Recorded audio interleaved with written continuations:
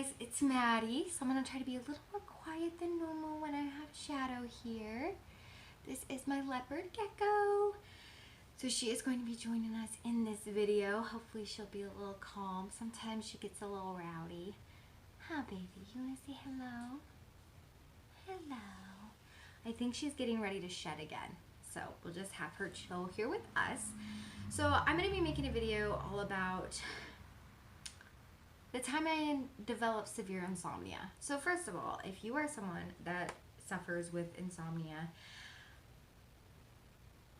for longer, I suffered with mine for like a month. If yours is longer than that, holy cow, one, and are you okay too? Because damn, this was not okay. So I am not going to be giving the names of any of the prescription drugs because everyone has a different reaction, and I don't want your doctor to say, I recommend this one, and for you to be like, well, there was this one girl on YouTube, because I don't want you to not try medication because of me. Antidepressants have a lot to do with genetics and a lot of other things, so I don't want you to be deterred because one that gives me a bad reaction, you may love and take for years. So I was in trauma therapy, and I knew that there was a chance I would need to go up on my medication. So if you guys are new here, I was sexually abused as a child for 5 years. So that's tough. You know, that's a tough situation. You're being such a good girl for this. And I was feeling like I needed a new medication. And this varies from person to person. So I have been on antidepressants for the past 5 years. I love them. I love my antidepressants. I will probably take them for the rest of my life because once you have been abused like that for years, it completely changes the shape of your brain. And so there's sometimes you can take antidepressants and for a little while and then get off of them, where my brain doesn't hold serotonin like it's supposed to. Look at her little tail. So I was feeling like it was time for a med change. I was more anxious. My depression was hitting pretty hard. My therapy was really hard. And I told my therapist, like, I think I need a med change. I'm going to go to my doctor. And you don't always have to consult your therapist, but if I'm in therapy, I normally do.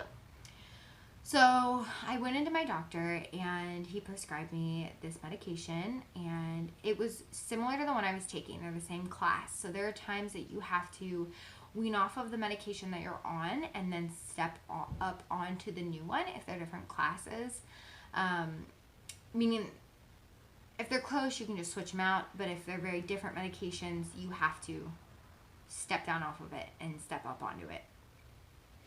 So he was switching me to one that I could just start taking because personally I don't like stepping off of medications where you wean off of them and then getting a new one into my system. I don't like how it makes me feel. I understand that sometimes it's necessary, but I personally do not like it. So he's like, we're just going to switch you. I was like, perfect. So this happened mid-October. I was like, awesome. Couldn't be happier. And I want to say that while I was in high school, I was seeing a doctor for my medication, and it was every month I went and saw her for 4 years. So after I went off to college, I switched doctors because I only have to see him once a year, and he writes me a prescription for the whole year, basically. Well, it's for a couple months at a time, and I just have to like renew it, and they send it to him type of situation. The pharmacy does for me. So I get switched, and I'm like, cool, I get to switch it out. And at first I noticed it was just harder for me to fall asleep. I am an avid sleeper. I am a sleep enthusiast, okay? A normal night of sleep for me is 9 to 10 hours. However, I can sleep up to 12 to 13 hours, and I may not have even had a very big day the day before. I'm not deficient in anything, before y'all bring that up, because that has been a concern. I'm not deficient in anything. I'm just someone that needs a good bit of sleep. And they said that that will decline as I get into my mid to late 20s. So that's good. But I also just enjoy sleep. So if I get less than those 9 hours and you tell me I can go take a nap, I'm going to go take a nap. The way I got through my first year of college was napping. I love naps. I can fall asleep within the first 15 minutes, normally the first 5, and I can sleep for 1 to 2 hours, sometimes more. I can basically sleep as much as you will allow me to. Okay, sleep has never been a problem for me, even as a child. She's probably watching my ponytail. Is that what you're watching? So, I notice that I start having trouble falling asleep. And there are times that my sleep schedule gets a little off where I basically become nocturnal. And what I do to fix this is I have someone wake me up in the morning with them. I stay up all day, and then I go to bed that night around a reasonable time and sleep until the next morning. So that way my sleep schedule's fixed. Normally, the max amount of time I have to do this is 2 days in a row. And me without much sleep, I'm grumpy, I'm tired, I don't want to do anything. So, I wasn't working super crazy hours or anything, so I told Ty, get me up 2 days in a row, I'll stay up all day, we'll fix my sleep schedule, I'll be good to go. Right? No big deal, this has happened in the past, sometimes stuff gets off, right? And I can't remember, he got me up the first day, and I'd had about 5 hours of sleep, so I was tired. Any normal person is going to be tired on 5 hours of sleep. I didn't have anything to do that day, and I was determined to stay awake. So I stayed up, and then that night, though, I was like, I'm so ready for bed. And Ty had woke me up at 7:40 a.m., and when Ty got up that morning again at 7, I had been awake for almost 24 hours. And this was kind of the first red flag for me, because when I was a kid, I was the first person to sleep at the sleepover. We had school lock-ins, and I wanted to go to bed while everyone else was playing games. And so I had been up the whole time. Like, Ty came out, and I was like, hi. I'm never awake willingly early in the morning unless I have something to do, and normally Ty has to wake me up for that. So when Ty came out and I'm awake on the couch, because I didn't want to disturb him all night being up on my phone and watching stuff and reading. I mean, I got bored. I couldn't sleep, but I was so physically tired. And Ty was like, well, that's not good. You need to go to sleep, like, during the day. You need to at least nap, right? So I ended up being able to take a nap, but it was a short nap. It was like an hour and a half. And after being awake for all that time, you think normally I would crash and sleep and sleep and sleep. Like, when I get sick, I can sleep for 16 hours straight. I can sleep for, normally if I come down with something really bad, I'll sleep for 14 hours straight, and my body will heal itself. And that's another thing, I get sick a lot because of my abuse. I have a weakened immune system, and that's something that you'll see pretty commonly with kids that have been abused. As they get older, and are even grown-ups, it just fucks you up in all kinds of ways. It's real fun. So this kind of concerns Ty, and I'm just like, man, like, I'm really messed up for some reason. And what was weird to me, there are times where I'll have nightmares about what happened to me, and I will have trouble sleeping, or there's a lot of anxiety surrounding sleeping. But I kind of have little hacks for that. And these weren't working. I have hacks for falling asleep. Those weren't working. I have a weighted blanket. I have essential oils. I would take baths. I wouldn't be on my phone for an hour before bed. I wouldn't eat 2 hours before bed. I was doing everything I could. And it just got to a point where it was so out of hand. And it spiraled quickly. Very quickly. Driving became scary. I would forget most of the drive, which I know you're like, yeah, I forget most of the drive, but I would be almost hitting things like the whole way home, the parts I do remember. I would sleep, I'd get up, I would sleep 2 to 4 hours and then get up and be awake for 24 hours. And then I'd fall asleep for a maximum of 5 hours, sometimes only 1.5 to 2, and then get up and be awake for another 24. This is when I got really freaked out. I was so tired. I was so sleep deprived. And this was towards the middle of November, where it was getting this out of hand. I was kind of texting my mom, updating her, because, that's just not okay. I noticed that I had almost completely lost my appetite. I felt like crap. I was still working, and my body just ached. Like, obviously, I work in a retail job where I'm on my feet all day and stuff, and, like, normal aches and pains, but, like, I'm 20. I felt like I had gotten hit by a bus because my body wasn't healing itself. I wasn't resting. And it just got scary. So at one point, I looked down in the shower and it looked like there was coffee beans all over the ground. And I just remember I was so freaked out and I thought they were so real. And I reached down to touch them and then all of a sudden they were gone. And I was like, okay, I really have to get some sleep tonight. So I had tried normally. So first of all, any type of allergy pill knocks me out. Like I am dead to the world. A Benadryl, a Benadryl is almost dangerous for me in the sense, first of all, number one, I am a heavy sleeper. Ty will come in and out of the apartment with me sleeping and doesn't even have to be quiet. Like sometimes he'd come back from class and I'd still be sleeping like in between classes, and he'd make food, he'd watch TV, sleep through all of it. He would get in and out of bed with me and I would sleep through it without any type of medication. That's how heavy of a sleeper I normally am. I take a Benadryl, you are not waking me up. Even when I normally sleep, Ty can like poke me and even like grab my arm and stuff, and he can pull me in to cuddle me and everything. I do not wake up to that. I don't wake up. A Benadryl, he could probably push me out of bed and I'd still stay asleep. That's how much Benadryls affect me. I was taking Benadryls. I had tried melatonin, and all the Benadryl would do was make me so physically tired that I didn't want to move, but in my brain, I was wide awake. And I don't know if this is how normal insomnia feels to people, but oh my God, that was the scariest, worst feeling I have ever experienced. Being so physically tired, but wide awake in my mind, like my body and brain were contradicting each other, but knowing I needed sleep, but not being able to. So then I get up to do things and I just feel like shit, like, oh my God. So I had seen the coffee grounds, and I had completely cut out caffeine.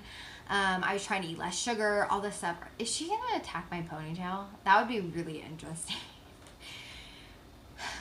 I was trying everything, right? So I told her about the coffee beans, and I had gone to work, and in a 36-hour period, I had gotten 3 hours of sleep. It was to the point that I had stayed awake for 29 hours straight, fell asleep for 3, and then had to get up and go to work. And I just remember texting my mom. And I was just like, I can't do this. I was at work and I was like, I can't do this anymore. Last night I saw stuff. I could barely make it to work today. I feel like shit. I can't do this anymore. Sleep is a very big part of mental health, and someone very close to us in our family ended up going inpatient because they weren't sleeping. And when they were getting out, they told this person's family they need to sleep. They just need to sleep. They need to sleep, basically, for their mental health. My mom got freaked out. The holidays are already a very hard time for me, and if I had to go inpatient, she was going to take me, but if she could prevent it, she wanted to, because no one wants to take their child, even though I'm 20, I'm still her child, to go inpatient, and I didn't want to go inpatient, but I couldn't do it anymore. I told my mom, I was to the point where a couple days before, I was like, I just want to drive to the hospital, and I just wanted to ask them to like put me in a coma, which obviously they wouldn't. I had been like, I want Ty to chloroform me. Like, I am over this. Ty's my boyfriend. I don't think I've said that. I want him to chloroform me, or chloroform, however you say it. I'm done. And Carter was like, I think you can get this stuff for it at Walmart. And I was serious. I wanted to sleep. I was to the point where I was like, if someone chokes me until I pass out, will I maybe stay asleep? But then they can do it until I stop breathing. Like, I was just desperate, okay? My mom and dad show up at my work, and my mom calls the doctor pretending to be me because I was working, obviously. And she had my permission and got me an appointment for that day. And we explained it to my managers, and they were like, yeah, you're fine. Like, go ahead, right? And I go to the doctor. And also with this, when I started this antidepressant, my breasts started leaking everywhere. They were painful, they were swollen, and I was not pregnant. I I would lay on my side in my bed and I would just have puddles. It would go everywhere. It would get on Ty. It just was like embarrassing for me. Even though Ty and I have been together for over a year, it's just like nasty. You know what I mean? Like, you don't want someone else's bodily fluid, really, no matter what it is, all over you. Like, there's really nothing where I'm like, I'd be okay with that all over me. No. We end up going to the doctor and she tells me, well, I don't want to change your antidepressant. I can give you something to sleep. And I was like, no. Like, I've tried, and in the past when I had taken prescription sleeping pills, they had one of them had made me so sleepy that I was falling asleep in class the next day, and I had taken it early the night before, and my mom had to come get me, and I slept for way too long. And this is right before Black Friday, and like, I have crazy hours to work on Black Friday. I can't, like, no, I can't do that. So she ends up calling me in a new antidepressant. And I want to say, I think the antidepressant affected my sleep. Like, obviously. But then not sleeping affected my mental health. And then my mental health affected my sleep. And it snowballed. So knowing I got help, she called me in a new antidepressant. And then she told me to basically take a lot more melatonin than I had been taking. I'm not going to tell y'all what she told me because I don't want y'all to try that. You need to consult with your doctor. I slept. So I got home. My mom took me to the doctor. She drove me home. You're hiding from everyone. I slept for like 7 hours. And I got up to eat some food because I was actually hungry for the first time in like forever, and I ate with Ty, and then he was ready to come to bed with me, and in total I slept for 16 hours straight. And I remember Ty waking me up in the morning, and I was just like, I slept. And I started taking the new pill. I was halving the one I was on and taking the new one, and I had a lot of anxiety. I didn't like it, and so I went back and I ended up getting put on something completely different, and this is my new favorite thing. I feel great. It's the same pill that my dad takes, so like I talked about there being that genetic component. I love this new antidepressant. I would marry this antidepressant if I could. It is my favorite thing. My dad's been on it for years. I am so happy now, but having experienced that, it was scary. It was maddening. Oh my God. Like, I feel for anyone who ever goes through insomnia like that because you need sleep. So I told you guys I had a really special update at the end of this video, and that is that I no longer have PTSD. So I used to say, I have 3 mental illnesses: anxiety, depression, and PTSD. And PTSD is something you can be cured from. I say cured from because you're cured from like that because you're the one doing the work. And I'm in cognitive behavioral therapy or trauma therapy for what happened to me. And she had me take this test, and you have to score 37 or higher to have PTSD, basically. I scored a 65 the first time I took it. It was bad. And this was months ago. I took it again the other day and I had a 6. And she said, I've never seen it this low. You don't have PTSD. And I never thought I would get over that. And I've kind of seen like it's really lessened, which is something I won't like super get into, but definitely with me and Ty's relationship, I've seen it really lessen. And so I was just over the moon. I called my parents and I told them, and I was so excited, and I thanked them because they paid for me to go to therapy. My mom found my therapist. She went with me the first time. I mean, they have gotten me where I am. And they don't watch my YouTube videos, but I feel so blessed to have the parents that I have.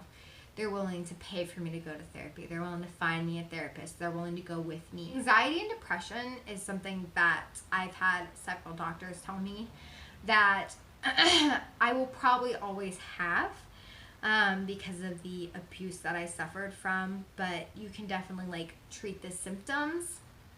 what you would say for a physical illness with antidepressants. And so I am on an antidepressant that I love. I feel so good. I am sleeping. I'm happy. And for the first time in years, for the first time in 11 years, I am excited for Christmas. I'm not upset about it. I'm not angry. I'm not gonna go inpatient. Sorry, I didn't think I was gonna get emotional. I'm just to finally be able to be excited about Christmas. I haven't been excited about Christmas since I was 8 years old. So this is a very special feeling. This is something that I've missed. And I love that I'm crying and I just have a lizard. Like, this is me. So I hope you guys enjoyed this video. I didn't mean to get emotional. So if you guys want to check out my channel, you can click on my picture to kind of look through the type of videos that I make. I hope you guys did enjoy this video. Do you want to come say goodbye? Do you want to come say bye-bye? Come here. Come here. I'm going to pick you up, okay? Good girl. We're still kind of working on that. Don't jump. Say goodbye. Goodbye. Goodbye, friends. And if y'all want to see more of my pets on my channel, let me know. So this is Shadow, and then we have Audie, who's a hedgehog. Do you want to say goodbye? Oh my goodness. Yes, pretty girl. Okay. Bye, guys.